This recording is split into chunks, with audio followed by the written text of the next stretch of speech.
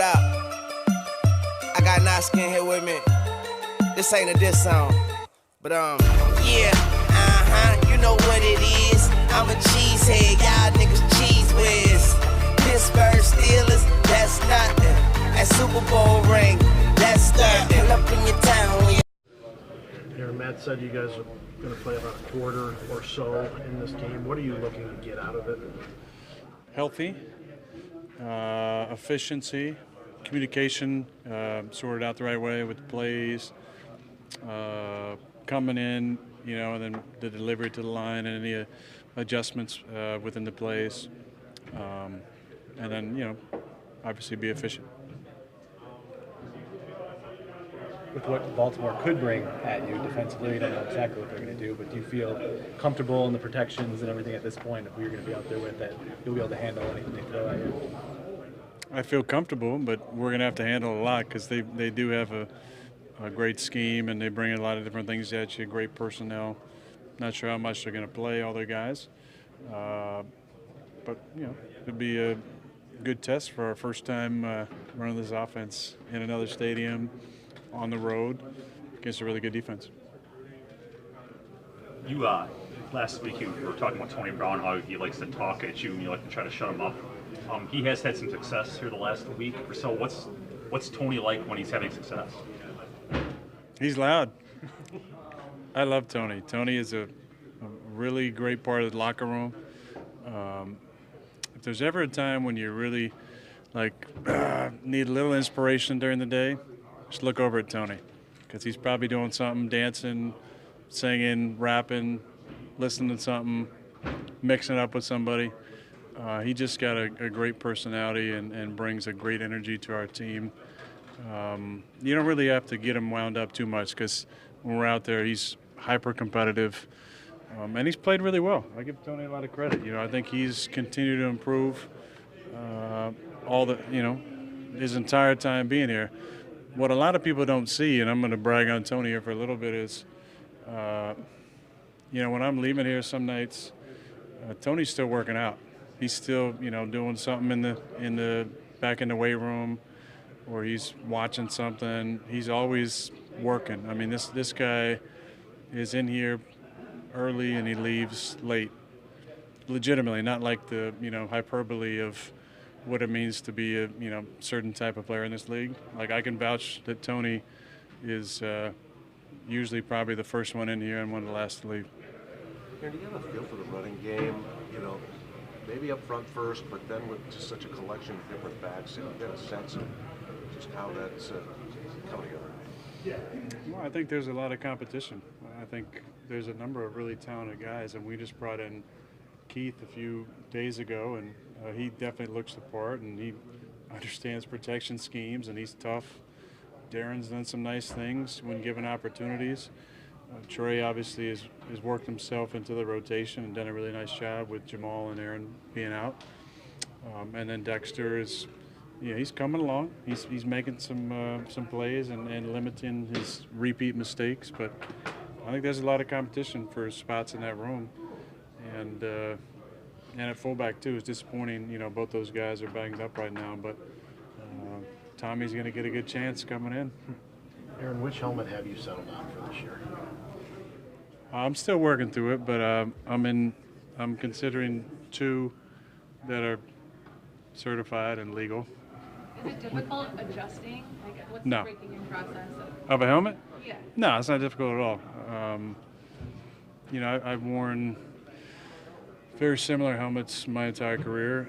I changed after 10 when I had 2 concussions to a safer one. I was wearing the one that Farby was wearing for so long, and that was a little outdated probably. And then I think around that time when the CBA got signed, they had some better regulations about the safety quality of the helmets. And I've just kind of been up to date for years. Last year, my helmet, because there's been such advancements in helmet safety, my helmet was actually in the not as safe category. But anybody wearing that kind of got one more year to find a new helmet. So, I knew coming in I was going to have to make a change. Which ones are you considering at this point? The one I'm wearing and a Vices helmet. And the one you're wearing is what? It's a, where is it? I think it's a Shut. I'm sorry. A shut? Oh, shut. Yeah. Is there a comfort that a player acquires when they've had a helmet? Is that a experience? You've seen guys experience? Yeah, but I was actually just telling a couple guys on Sirius that the way they make the helmets these days, I mean, they do a great job molding it to your head, and the fit is spectacular. Where I can go from this helmet to a Vices helmet to a different helmet, and as far as the fit is concerned, you don't really notice the difference. It all fits really nicely. What's your involvement with Vices, if any? Do you have any? Yeah, I've invested some money with Vices because I believe in the product. They're obviously, last 2 years have the safest helmet on the market. I purchased a number of them for high schools in Northern California. All three actually in my area: Chico High School, our rival, Pleasant Valley High School, where I went, and then Paradise High School as well. So those kids can have the safest product out there. So do you think Antonio Brown's protest of, he can't accept the new helmet and he really wants to stick with his old one, do you think that's a little bit ridiculous, or do you kind of understand where he's coming from? I mean, there's a connection to a helmet for sure. I love my helmet, every one that I've worn. I don't know that I would want to retire if I couldn't wear my helmet. I mean, I obviously didn't because I'm here today, but I'm sure he can find one eventually that he really likes. Did you notice the helicopter hovering over top at all during practice?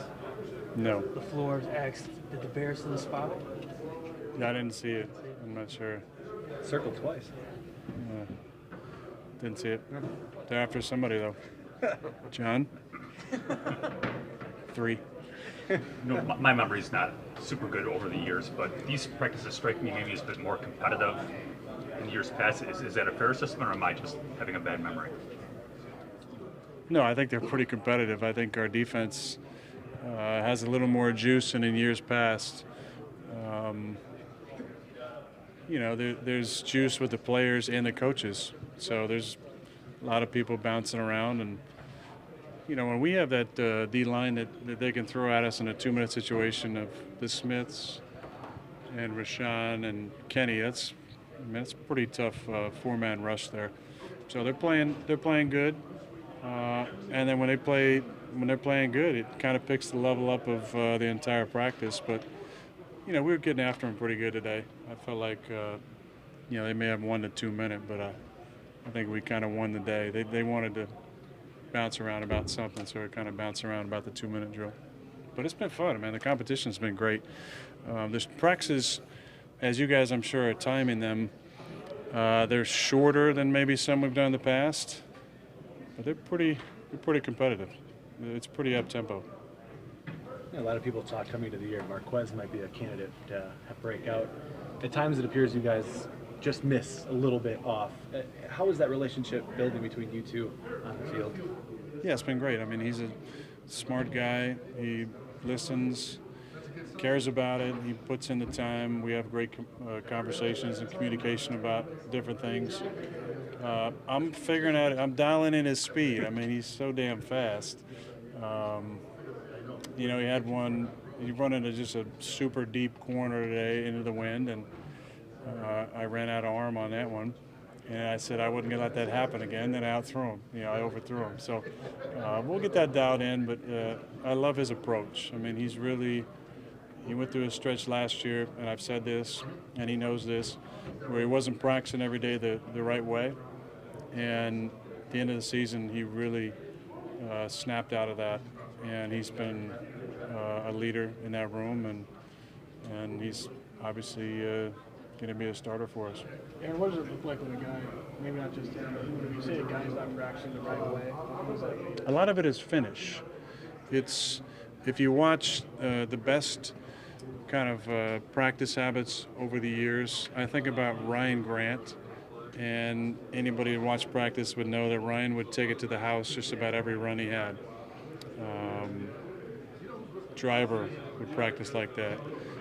James Jones, Jordy, Cobby, Devontae for years.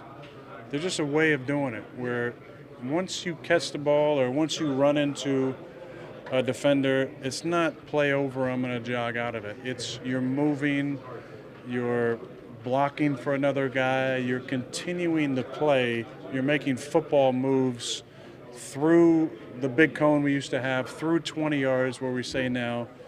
That's the way to practice. You know, it's the speed at which you're executing your responsibility and then finishing the play.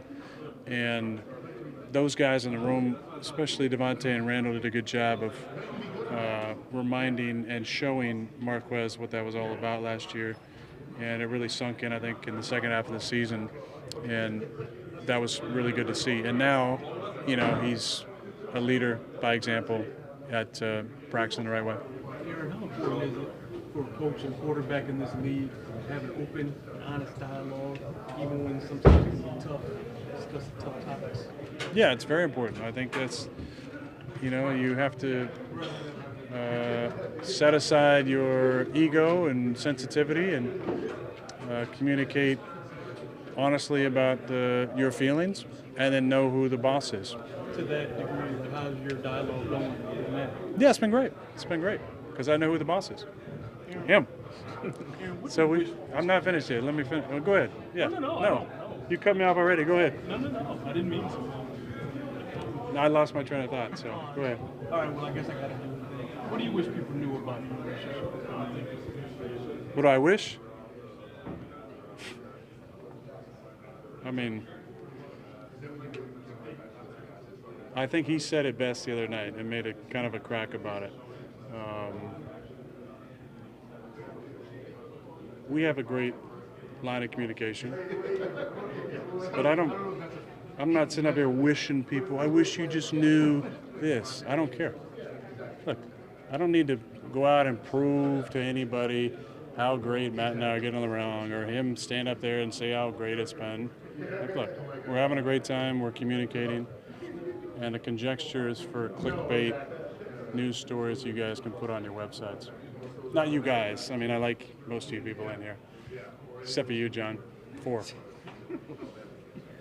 Aaron, just really quickly about Tim. This past year, having him in the room, what's it been like kind of getting to know him, you know, as a person, and what ways have you kind of seen him grow, you know, in that year he spent with you guys? Yeah, he was, is Tim here?